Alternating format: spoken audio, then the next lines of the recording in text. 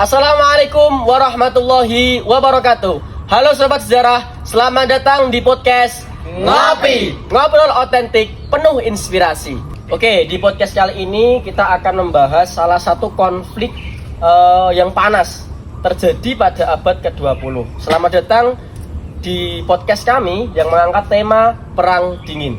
Gimana sih sebenarnya terjadinya Perang Dingin itu sampai katanya bersaing dan berlomba-lomba sampai keluar angkasa. Nah, lebih jelasnya mari kita bahas bersama di pembahasan Perang Dingin. Bagaimana jelasnya? Tetap ikuti kami, tonton kami biar tidak terjadi salah paham. Oke, kita akan masuk ke topik pembahasan kita, yaitu apa sih Kak latar belakang dari terjadinya Perang Dingin itu? Bisa coba dijelasin Kak? Baik, saya jelaskan. Latar belakang Perang Dingin adalah konflik tanpa perang terbuka antara Amerika Serikat dan Uni Soviet setelah Perang Dunia II, yang dipicu oleh perbedaan ideologi, kecurigaan pasca perang, dan perebutan pengaruh global.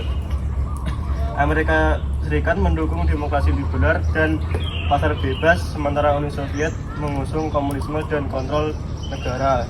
Keduanya membentuk aliansi militer, NATO dan Fakta Warsawa, bersaing dalam perlombaan senjata nuklir, serta terlibat dalam konflik tidak langsung di berbagai wilayah dunia. Meskipun Perserikatan Bangsa-Bangsa atau PBB dibentuk untuk menjaga perdamaian, perannya lemah karena persaingan veto di Dewan Keamanan. Perang Dingin mendominasi politik global hingga runtuhnya Uni Soviet pada awal 1990-an. Terima kasih atas penjelasan dari latar belakang Perang Dingin. Jadi yang saya tangkap, Perang Dingin itu istilahnya tidak hanya dingin ya, berarti kan konfliknya tidak secara langsung, hanya perang ideologi gitu kan ya. Oke, selanjutnya kita akan masuk ke pembahasan selanjutnya, yaitu kalau perang pasti ada kejadiannya. Nah, awal mula atau sebab musababnya terjadi Perang Dingin itu gimana sih? Coba jelaskan. Jadi saya akan menjelaskan tentang awal Perang Dingin, yaitu Perang Dingin terjadi setelah Perang Dunia II terjadi sekitar tahun 1945 akibat ketegangan antara Amerika Serikat kapitalis dan Uni Soviet komunis. Keduanya bersaing memperebutkan pengaruh global.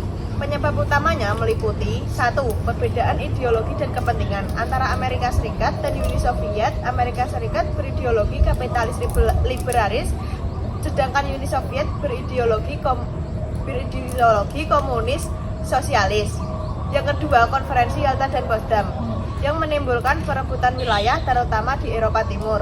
Yang ketiga, pidato tirai besi 1946 yang menandai dominasi Soviet di Eropa Timur.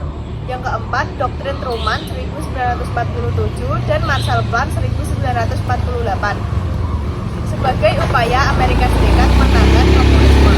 Yang kelima, blokade Berlin sekitar tahun 1948 sampai 1949 yang memperburuk hubungan kedua negara.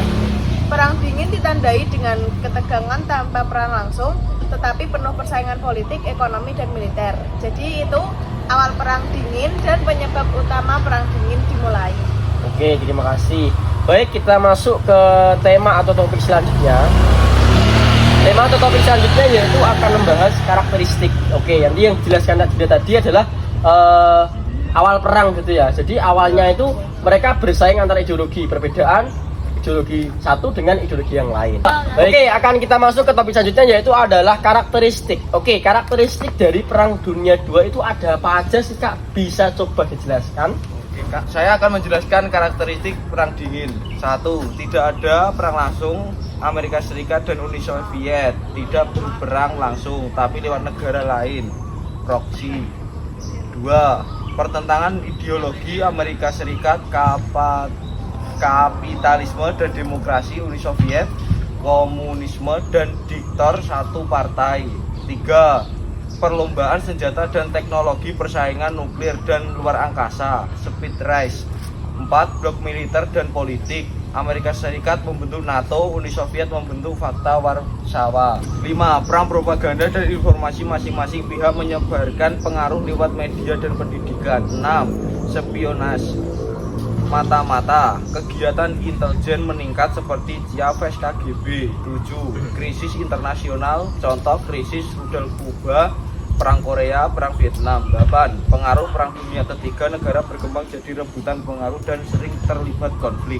Baik, terima kasih atas jawabannya dari karakteristik perang dingin. Jadi perang dingin itu kutipan jelasnya, karakteristiknya adalah perang secara tidak langsung. Dingin-dinginan gitu ya. Iya. Berarti perang ideologi. Baik, kita masuk ke topik selanjutnya. Kalau dingin kan berarti aku sama kamu dingin. Berarti kan Betul, Kak. nggak bersengit-sengitan gitu ya. betul. Baik, kita masuk ke pembahasan selanjutnya, yaitu adalah akhir perang.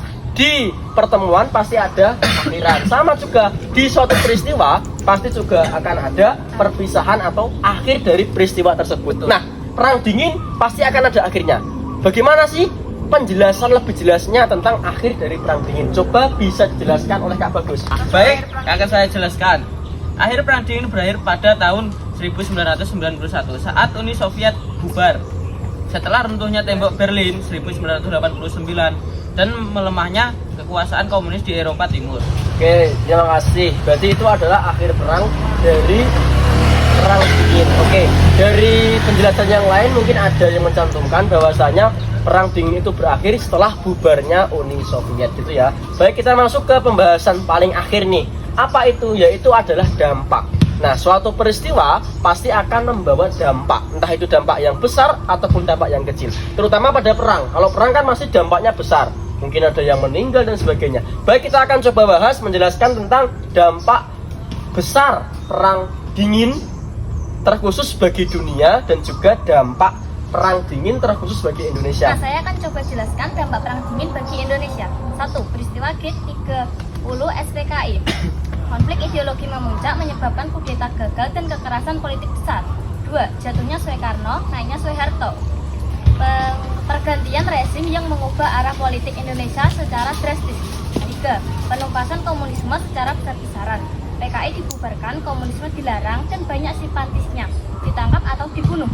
4. Pendekatan ke blok barat, Amerika Serikat, dan sekutu. Indonesia menjadi pro-barat dan mendapatkan bantuan ekonomi serta militer. 5. Dominasi militer dalam politik. Militer menjadi kekuatan utama di pemerintahan lewat dwifungsi ABRI. Sudah? Oke, terima kasih. Baik, itu dampaknya bagi Indonesia gitu ya. Selanjutnya dampak bagi dunia, apa ada? Ada. Coba jelaskan Kak. Perang dingin membawa dampak besar bagi dunia, terutama dalam bidang politik, ekonomi, dan militer. Secara politik, dunia terbagi menjadi dua blok besar. Blok barat yang dipimpin Amerika Serikat dan blok timur yang dipimpin oleh Uni Soviet, yang memicu berbagai konflik regional seperti perang Korea dan perang Vietnam. Dalam bidang ekonomi, muncul persaingan sistem kapitalis dan sosialis yang mempengaruhi kebijakan negara-negara berkembang. Sementara itu, di bidang militer terjadi perlombaan senjata, termasuk senjata nuklir, yang meningkatkan ketegangan dengan global dan memunculkan ancaman perang besar. Meskipun tidak terjadi perang langsung antara AS dan Uni Soviet, dampak perang dingin terasa luas dan membentuk tataan dunia pasca Perang Dunia II hingga runtuhnya Uni Soviet.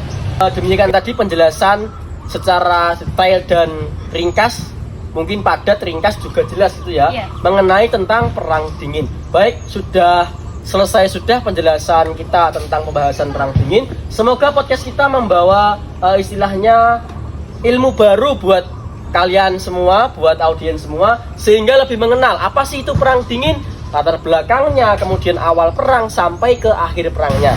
Baik, terima kasih telah mengikuti podcast kami, yaitu adalah podcast Ngopi, ngobrol otentik penuh inspirasi. Semoga menghibur, memberikan inspirasi, wawasan ilmu kepada kalian. Terima kasih dan wassalamualaikum warahmatullahi wabarakatuh. Ulah.